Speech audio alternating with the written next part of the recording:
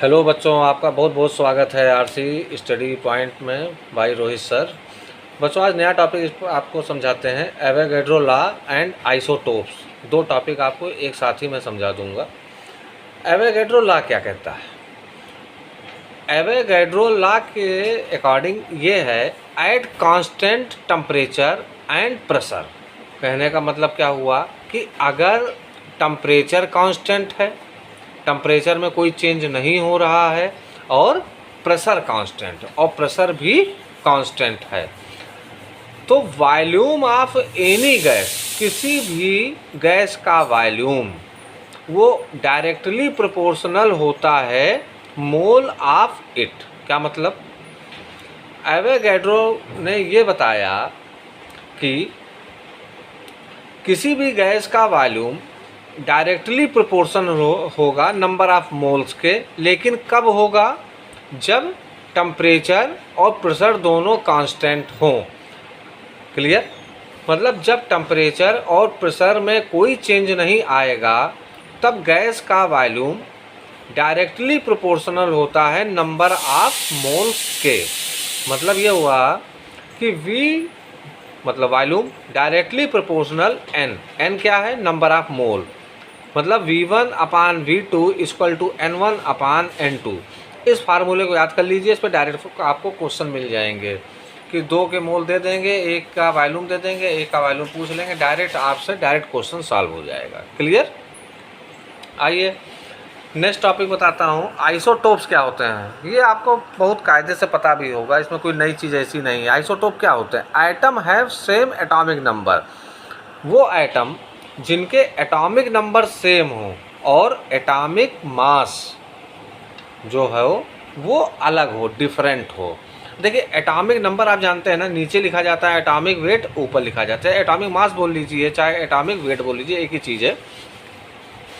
High अब तो ये इसमें क्या होता है कि आइसोटोप वो होंगे जिनके एटॉमिक नंबर सेम होंगे और एटॉमिक मास डिफरेंट होते हैं। क्लियर? तो अब बच्चों दिमाग में ये चीज़ आई, मान लीजिए जैसे हाइड्रोजन के 3 आइसोटोप होते हैं, 1H1, 1H2, 1H3, या क्लोरीन के 2 आइसोटोप होते हैं। एक का एटॉमिक नंबर होता है 35, दूसरे का एटॉमिक नंबर होता है 37। तो अब बच्चों दिमाग में चीज़ ये आ रही होगी कि ऐसा कैसे संभव है कि अगर हाइड्रोजन है तो उसके 3 आइसोटोप पहली बात तो कैसे बन गए, और फिर उनके एटॉमिक वेट में चेंजेस कैसे आ गए। अगर हाइड्रोजन है तो अगर उसका एटॉमिक वेट 1 होता तो 1 ही होना चाहिए, उसका 2 क्यों हो गया, 3 क्यों हो गया। या क्लोरीन है तो उसका एटॉमिक वेट तो 35 होता है, तो अब वो 35 की जगह पे 37 क्यों हो गया। उसका बच्चों बस एक कारण है, उसका रीज़न ये है क्योंकि due to number of neutron, इनमें इनके न्यूट्रॉन अलग हैं, इनके अंदर न्यूट्रॉन अलग हैं, इनके अंदर न्यूट्रॉन्स अलग हैं। क्लियर? देखिए, जो एटॉमिक नंबर होते हैं वही आपके इलेक्ट्रॉन का नंबर होता है, वही आपके प्रोटॉन का नंबर होता है। और एटॉमिक वेट जो होता है तो उसमें चूँकि न्यूट्रॉन के नंबर भी काउंट किए जाते हैं। क्लियर? तो न्यूट्रॉन के नंबर इसमें अलग अलग डिफ़र हैं। तो न्यूट्रॉन के नंबर्स के कारण जो एटॉमिक वेट हो जाता है वो एक ही सेम एलिमेंट का अलग अलग हो जाता है। हाइड्रोजन ये भी, हाइड्रोजन ये भी, हाइड्रोजन ये भी है। एटॉमिक नंबर सबके सेम है, एटॉमिक वेट अलग अलग है। तो अब बच्चों समझ में आ गया ना। अगर अब आपसे कभी कोई भी टीचर पूछता है कि आप ये बताइए जो आइसोटोप में एटॉमिक जो वेट होता है वो डिफ़र क्यों होता है, क्या रीज़न है, तो अब आप सीधा आंसर दे दीजिए, due to number of neutrons, क्योंकि न्यूट्रॉन्स इनके सबके डिफ़र हो जाते हैं, इसीलिए उनके एटॉमिक वेट डिफ़र हो गए। तो वही चीज़ हाइड्रोजन में एप्लीकेबल है, वही चीज़ क्लोरीन में भी एप्लीकेबल है, वही और भी जितने सारे आइसोटोप्स हैं सब में एप्लीकेबल होती है। क्लियर? अब देखिए, आइसोटोप्स के अंदर प्रॉपर्टीज़ क्या होती हैं। Isotope have same chemical property, कहने मतलब जैसे हाइड्रोजन के 3 आइसोटोप हैं तो इनकी केमिकल प्रॉपर्टी तो तीनों की सेम होगी। जो 1H1 की होगी वही 1H2 की होगी, वही 1H3 की होगी, या जो क्लोरीन 35 की होगी वही क्लोरीन 37 की होगी। कहने का मतलब बच्चों ये है कि आइसोटोप में केमिकल प्रॉपर्टी तो सबकी सेम रहेगी, तीनों हाइड्रोजन की अपनी अलग सेम रहेगी या दोनों क्लोरीन की अपनी सेम रहेगी, ठीक। तो इनकी केमिकल प्रॉपर्टी सेम क्यों होती है? क्योंकि because of same atomic number, क्योंकि इनका एटॉमिक नंबर सेम होता है, आइसोटोप्स का एटॉमिक नंबर सेम होता है, क्लियर।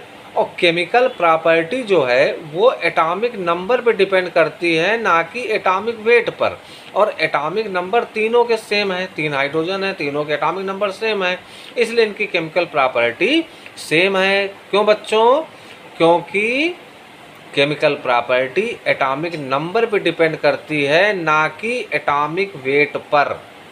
तो एटॉमिक वेट सब जो आइसोटोप्स के होते हैं वो सेम होते हैं, इसलिए उनकी केमिकल प्रॉपर्टी सेम होती है, क्योंकि केमिकल प्रॉपर्टी एटॉमिक नंबर पे डिपेंड करती है।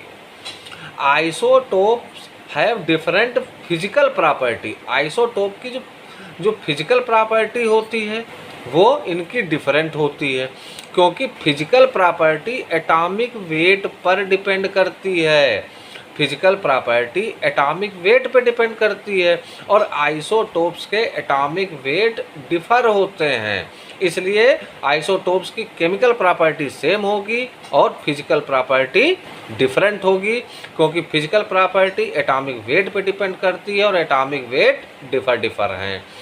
केमिकल प्रॉपर्टी सेम होगी क्योंकि केमिकल प्रॉपर्टी एटॉमिक नंबर पे डिपेंड करती है और एटॉमिक नंबर आइसोटोप में सेम होते हैं, इसलिए केमिकल प्रॉपर्टी सेम और फिजिकल प्रॉपर्टी डिफर होती है।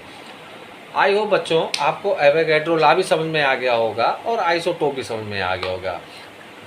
एवोगैड्रो लॉ में क्या होता है, अगर टेम्परेचर और प्रेशर कांस्टेंट है तो वॉल्यूम, किसी भी गैस का वॉल्यूम उसके मोल्स पे के डायरेक्टली प्रोपोर्शनल होगा।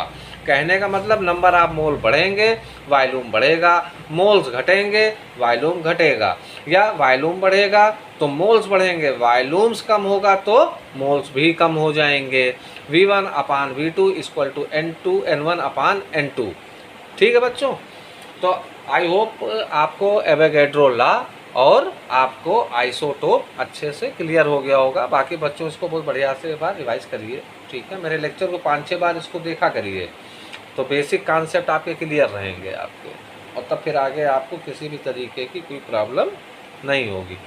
ठीक है बच्चों, अब मिलते हैं नेक्स्ट लेक्चर में, और नेक्स्ट लेक्चर होगा एवरेज एटॉमिक नंबर, कि एवरेज एटॉमिक नंबर क्या चीज़ है। ठीक है बच्चों, फिर नेक्स्ट लेक्चर में मिलते हैं, तब तक बाय बाय। बढ़िया सा रिवाइज करिए आप इसको।